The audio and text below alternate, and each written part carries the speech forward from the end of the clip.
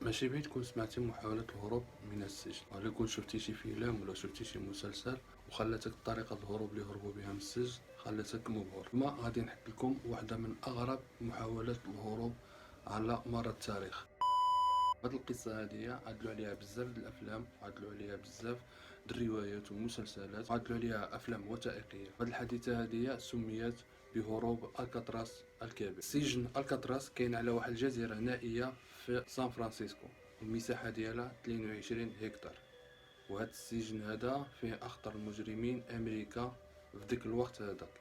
وهاد السجن وقعوا فيه بزاف د المعارك ومحاولات وهروب، وهاد المحاولات هادو انتهت بالموت او الغرق او الفشل، باستثناء هروب واحد ناجح.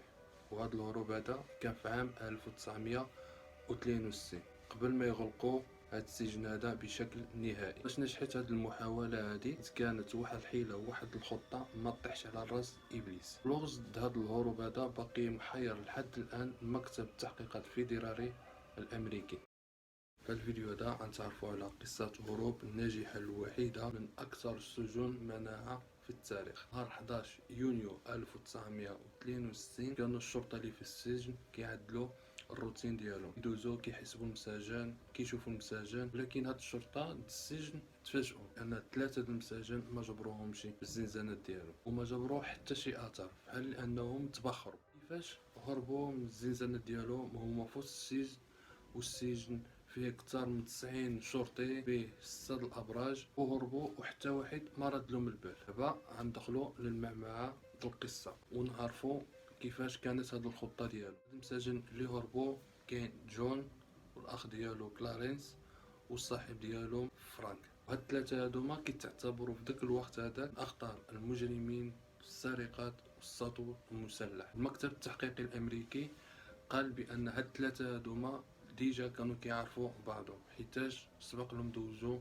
الحبس مع بعضهم في السجون اخرى. والسبب اللي خلى الشرطه تسرد هاد الثلاثه هادوما لسجن الكاتراس هما ان التاريخ ديالهم معروف محاولات الهروب من السجون، وهذا الشيء هدايا هو الرابط المشترك ما بين هاد الثلاثه. والكاتراس معروف عليها كيجيبوا لينا السجناء اللي ما كيبغيوش يمشيو على السياسه السجون اللي كيكونوا فيها. المهم هاد الثلاثه هادوما جابوهم من سجن الكاتراس وهما واثقين بان حتى واحد فيهم ما يقدر يهرب من تما. واكبر غلط اللي عدلوا الاداره السجون هما عدلوهم حدا بعضهم، يعني كل واحد في الزنزانه ديالهم ولكن حدا بعضهم.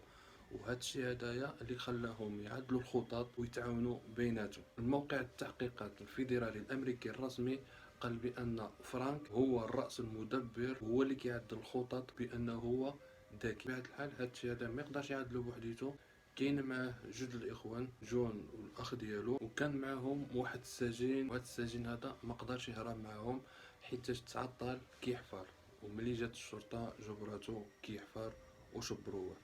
وهذا السجين هذا اسمه الين ويست. ملي تبار ويست في الصباح حقوا معاه مزيان، هو اللي عطاهم المعلومات كيفاش الطريقه عدلوا حتى هربوا وكيفاش الخطه اللي عدلوا. اذا كان ويست هرب معاهم لحد الان حتى شي واحد ما خصو يعرف التفاصيل د هاد القصه هادي. صباح ملي اكتشفوا هاد العمليه د الهروب الين ويست اللي حصل فيها، مسؤولين السجن بقاو كيفتشوا بزنزانه بزنزانه، ما جبروش المجرمين ثلاثه اللي هو فرانك وجون والشقيق ديالو. ولكن الغريب في الامر والمدهش هما ان الحراس اللي كانوا بالليل كانوا كيعدلوا الروتين ديالهم بحال دائما، كيدوزوا محدا الزنازين وكيشوفوا في ديك الزنازين ثلاثه بان كاين اشخاص ناعسين، وكيشوفوا الراس واليدين والجسم كاين في بلاصتو. الصباح ملي كانوا كيعدلوا الروتين ديالهم اكتشفوا اكبر صدمه اللي دازت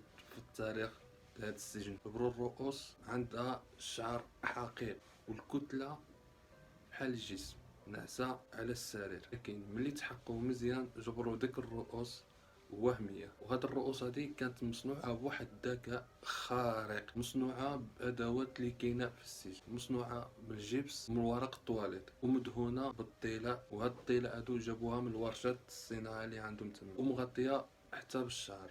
والشعر جابوه من عند الحلاق اللي كاين في السجن، ولصقوه بواحد الاحترافيه عاليه.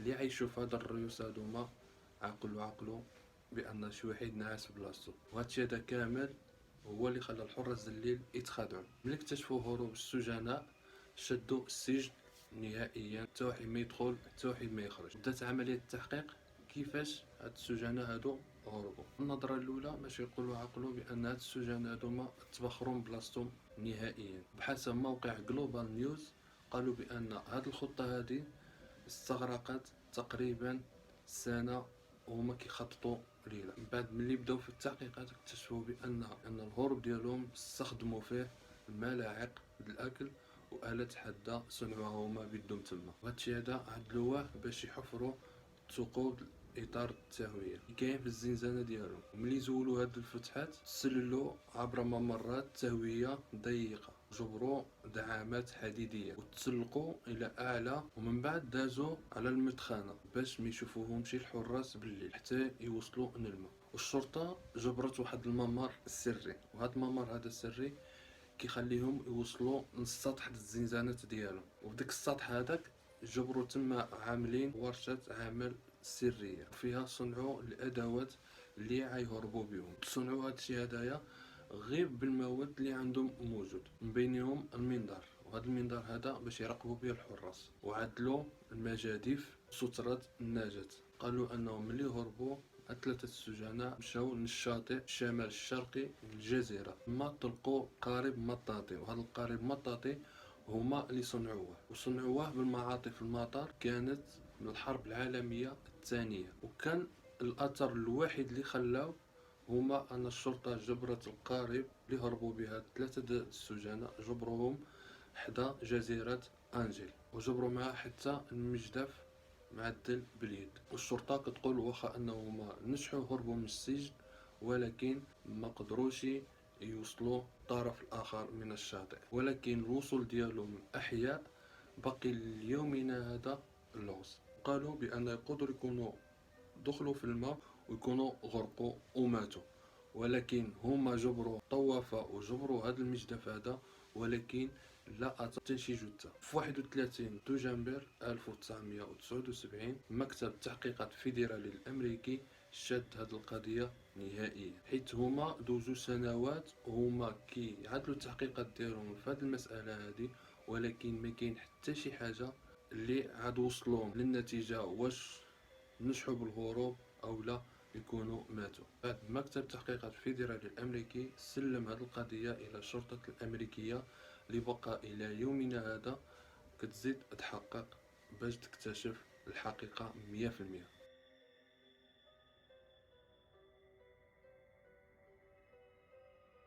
غتقول لي من داك الوقت هذاك حتى دابا والشرطه الامريكيه باقا كتعمل التحقيقات.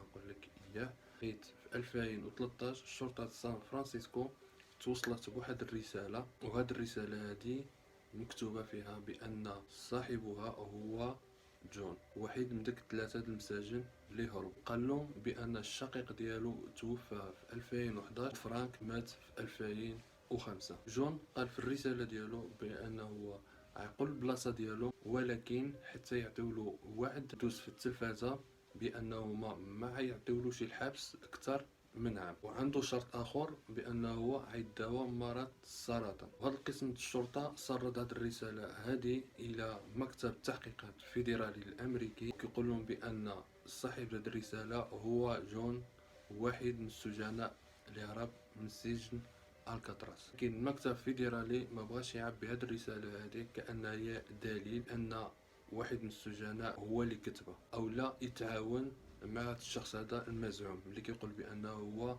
جون. كنتمنى تكون عجبتكم القصه. اذا عجبكم هذا الموضوع هذا دعموني باش نزيد نعد لكم مواضيع اخرى في حال هادشي هذا. اشترك في القناه وعطي شي تعليق ونتلاقاو في فيديو جديد.